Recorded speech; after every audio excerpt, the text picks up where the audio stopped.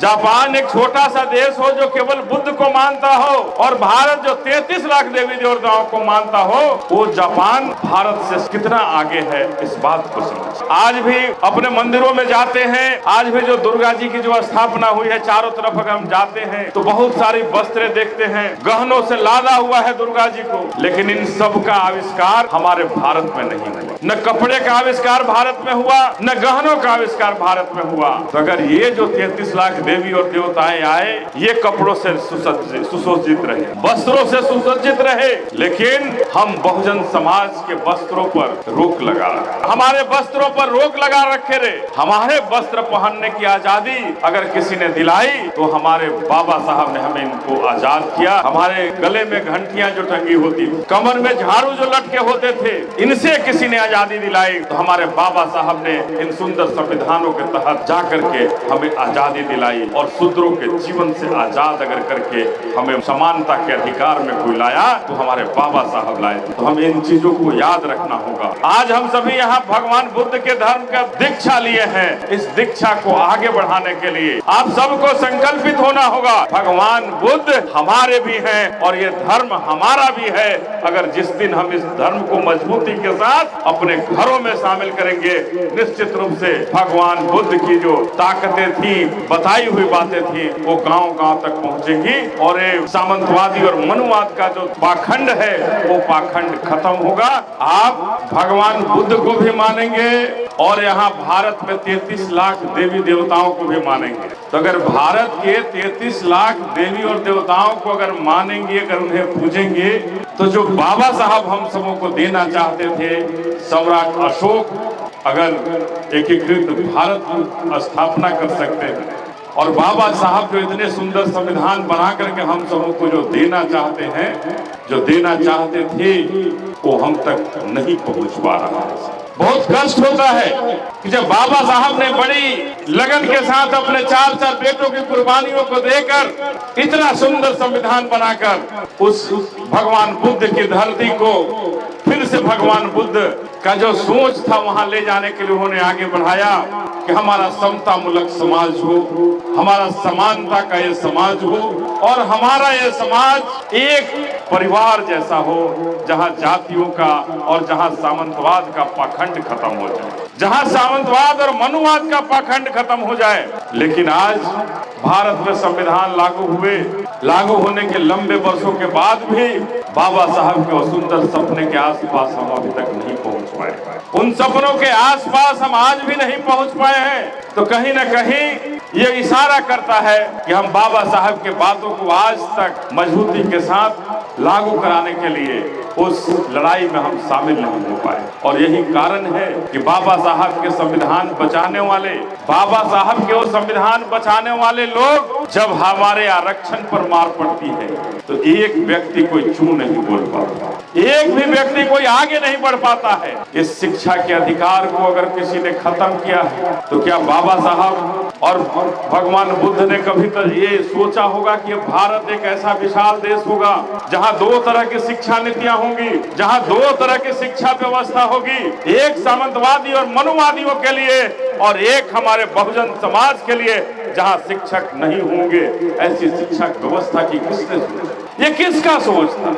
आज अगर हम अपने बिहार की बात करें तो हम लोगों ने तो सरकारी विद्यालय में पढ़ा जहां बोरा लेकर जाते थे। हम यही बगल में नारायणपुर में पढ़े जहां बोरा लेकर स्कूल गए, लेकिन उस समय भी पढ़ाई होती थी स्कूल के अंदर। लेकिन आज अगर कोई भी सक्षम है थोड़ा, तो सारे लोग अपने बच्चों की पढ़ाई प्राइवेट विद्यालय में कराते हैं कि हम अपने बेटा और बेटी को प्राइवेट में पढ़ाएंगे, क्योंकि सरकारी व्यवस्थाएं खत्म हो चुकी हैं, सरकारी व्यवस्थाएं बंद की जा चुकी हैं। और हम बात करते हैं कि हम विश्व गुरु बन रहे हैं, हम विश्व गुरु की तरफ आगे बढ़ चुके हैं। तो जो देश विश्व गुरु की तरफ बढ़ गया और वो देश शिक्षा के लिए तड़प रहा हो, उस देश के बच्चे शिक्षा के लिए तड़प रहे हों, हमारी छोटी छोटी बच्चे और बच्चियां जहां शिक्षा से कोसों दूर होते जा रहे हैं, तो हम विश्व गुरु कैसे बन सकते हैं? तो हम तमाम लोगों से आग्रह करना चाहते हैं कि अगर विश्व गुरु बनना चाहता है अगर भारत, और आप चाहते हैं कि हम एक ऐसे देश में रहें जो देश भगवान बुद्ध का देश रहा हो, जो देश बाबा साहब का देश हो,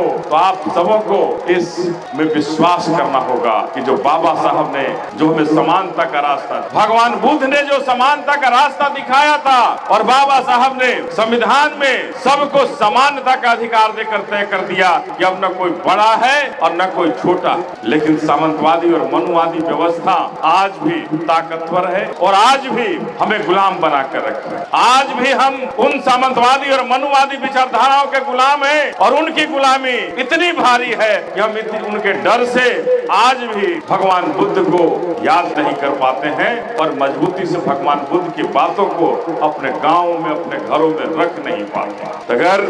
हम उन सामंतवादी और मनुवादियों के डर से इस पंचशील को, भगवान बुद्ध के समानता के अधिकार को, समानता की बातें को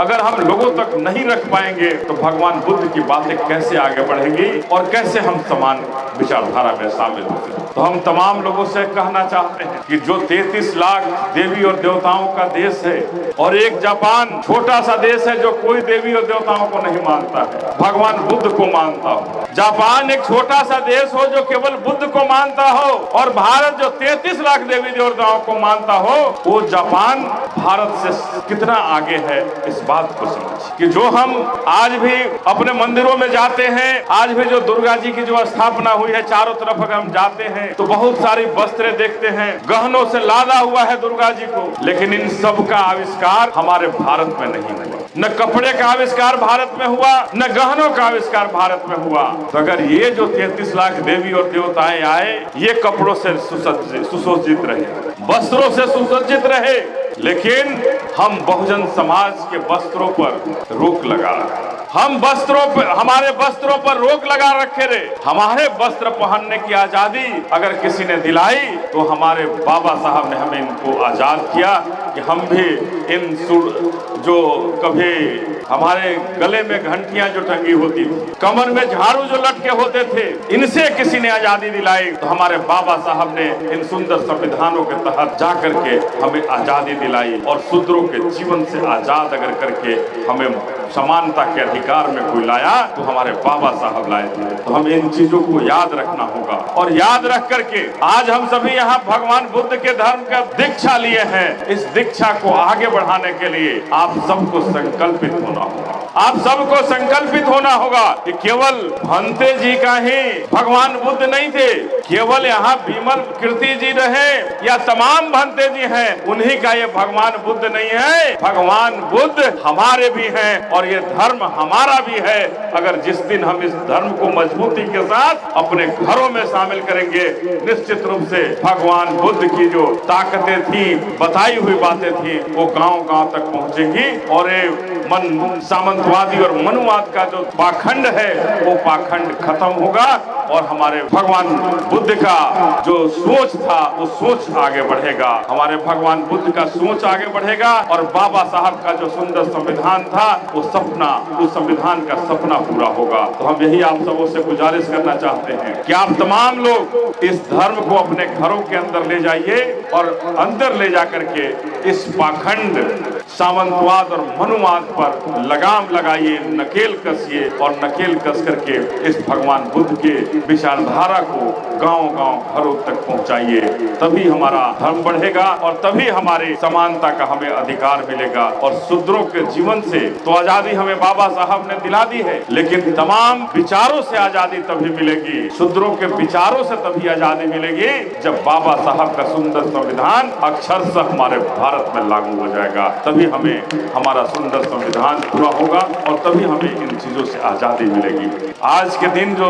दीक्षा लिए हैं, इस दीक्षा को अपने गांव में, अपने घरों में फैलाइए। निश्चित रूप से हम सबका दिन, हम बहुजनों का दिन फिरेगा। जय भीम, नमो बुद्धाय। बाबा साहब अमर रहे।